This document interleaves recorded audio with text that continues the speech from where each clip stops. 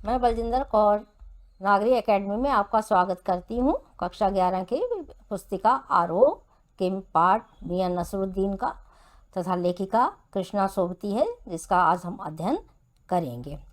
जीवन परिचय इस प्रकार से है। जन्म उनका 18 फरवरी सन 1925 गुजरात, पश्चिम बंगाल, पंजाब, वर्तमान में जो इसमें पाकिस्तान में है। प्रमुख रचनाएं उनकी जिंदगी नामा, दिलो दानिश, ये लड़की, समय सरगम उपन्यास है, डार से बिछड़ी और मित्रों मरजानी, बादलों के घेरे, सूरजमुखी अंधेरे के कहानी संग्रह, हम हशमत, शब्दों के आलोक में शब्दचित्र संस्मरण है और प्रमुख सम्मान साहित्य अकादमी के साथ साथ हिंदी अकादमी का देखिए शलाका सम्मान तथा साहित्य अकादमी का महत्ता सदस्यता सहित अनेक राष्ट्रीय पुरस्कार भी उन्हें प्राप्त हुए हैं। मृत्यु 25 जनवरी सन 1919 में हुई है और हिंदी कथा साहित्य में कृष्णा सोबती जी का विशेष स्थान है। उनका लेखन देखिए बहुत ही साफ सुथरा है और रचनात्मक है और एक नया पाठक वर्ग उन्होंने तैयार किया है। जिस तरह का उन्होंने लिखना शुरू किया, उन्होंने हिंदी साहित्य को कई ऐसे ही यादगार चरित्र प्रदान किए हैं जिन्हें हम अपना कह सकते हैं, जैसे मित्रों, शाहनी, हशमत आदि है। मियां नसरुद्दीन का उन्होंने जो शब्द चित्र खींचा है वो हम हशमत नामक संग्रह से लिया गया है। इसमें खानदानी नानबाई मियां नसरुद्दीन के व्यक्तित्व, उनका स्वभाव, उनकी रुचि आदि का शब्द चित्र बखूबी खींचा गया है। जैसे शब्द चित्र किसी व्यक्ति को हम जानते हैं और उसका हूबहू चित्रण जो है कर दिया गया, इसीलिए शब्द चित्र की बात की गई है।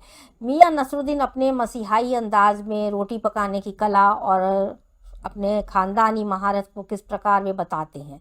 एक ऐसे इंसान का ये प्रतिनिधित्व भी करते हैं जो अपने पेशे को कला का दर्जा देता है और करके सीखने को असली हुनर बताते हैं। वे एक दिन लेखिका मटिया महल की तरफ से गुजर रही थी कि उन्होंने नानबाइयों के मसीहा मियां नसरुद्दीन को देखा। नानबाई जो नान बनाने वाले लोग हैं होते हैं, रोटी पकाने वाले, उनके लिए शब्द आया है। उनकी दुकान पर नान बनाए जाते थे।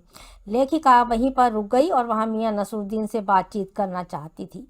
जब झांक कर उन्होंने देखा तो मियां नसरुद्दीन चारपाई पर बैठकर बीड़ी पी रहे थे। उनका चेहरा मौसम की मार से पका हुआ, आंखों में भोलापन था तथा काइयाँ कहा गया है शब्द, जिसे कि अच्छा तो नहीं कहते लेकिन एक धूर्तता चालाकी के लिए शब्द आता है। वे एक अच्छे कारीगर थे।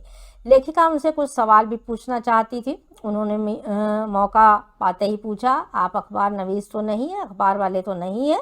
क्योंकि वह अखबार पढ़ने वाले और अखबार बनाने वाले पत्रकार लोगों को जो है खाली समझती थी।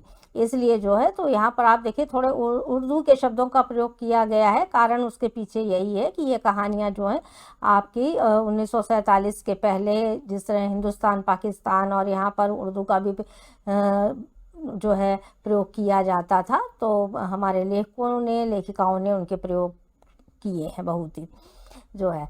और मियां नसरुद्दीन की कहानी भी इसी प्रकार की है। लेखिका ने उससे पूछा, आपने रोटियां बनाने का काम कहाँ से सीखा? उन्होंने बताया, यह हमारा खानदानी पेशा है और अपने वालिद उस्ताद से हमने सीखा है। हमारे वालिद बहुत मशहूर थे, मियां बरकत शाही नानबाई गढ़ैया वाले के नाम से जाने जाते थे। उनके दादा साहब आला जो थे वो नानबाई जो है मियां कल्लन थे और वे कहते हैं कि उनके यहाँ पहले 56 तरह के नान बनाए जाते थे। इसके साथ साथ वह काम के बारे में बात करते हैं। कहते हैं कि काम काम करने से आता है, नसीहत से नहीं, कि केवल समझा देने से नहीं आता है। जैसे कोई बच्चा पढ़ने जाता है और अनेक शब्द सीखता है, वैसे ही उन्होंने कच्ची पक्की की भी बात की, कक्षा की बात भी करते हैं। क्योंकि आप देख रहे हैं कि जब कक्षा में वो पढ़ने के लिए जाता है तो घर से भी बहुत कुछ सीख के जाता है। हुनर को सीखने के लिए पहले आपको बहुत सारी चीज़ों को सीखना पड़ता है। तो उन्होंने कहा कि मिट्टी बनाना सीखा, आटा गूंदना सीखा, सारी ये कला है जिसके से उसके बाद में ही नान बनेगा। यह सीधे सीधे नानबाई नहीं बन गए। और तालीम की बात करते हैं कि जैसे पहले आप घर से पढ़ते हैं फिर स्कूल जाते हैं तो तालीम आपको मिलती है कैसे। वे बादशाह सलामत की भी बात करते हैं कि उन्होंने एक बार ऐसी चीज़ बनाने के लिए हुक्म दिया था जो न आग पर पके और न पानी पर बने। तो ऐसी कौन सी चीज़ थी?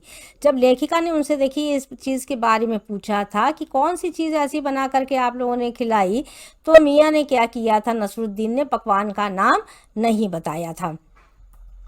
और कहा जो है थोड़े समय के पश्चात उन्होंने अपने कार्य करने वाले व्यक्ति को बुलाया, क्योंकि बार बार लेखिका जब उनसे पूछ रही बहुत सारी बातें तो वो बताना नहीं चाहते, और उसे कह दिया कि जाओ भट्ठी लगाओ। यह व्यक्ति कौन था? जिसका नाम बब्बन मियाँ है, जिसके बारे में उन्होंने बताया कि हम इन लोगों को मजदूरी गिन कर देते हैं, तथा इसके साथ साथ यह भी बात की कि लोग अब उतने प्रकार के नान अब नहीं खाते हैं। पहले पापड़ जैसी पतली रोटियां भी बनती थी, अब केवल खाना पूर्ति होती है। तो एकाएक ये सारी बातें करते करते, क्योंकि पेशा अब ऐसा जो है वो बहुत कम लोग करते हैं, तो उनकी आंखों में आंसू आ गए और लंबी सांस ली। वे कहते कि अब जमाने खत्म हो गए, ना तो पकाने खाने की अब कहीं पर भी कद्र रह गई है। तो इस प्रकार से उन्होंने लेखिका के साथ जो बातचीत की गई है उसको उन्होंने जो है इस बताने का प्रयास किया, उसका पूरा शब्द चित्र प्रस्तुत करने की कोशिश की गई है।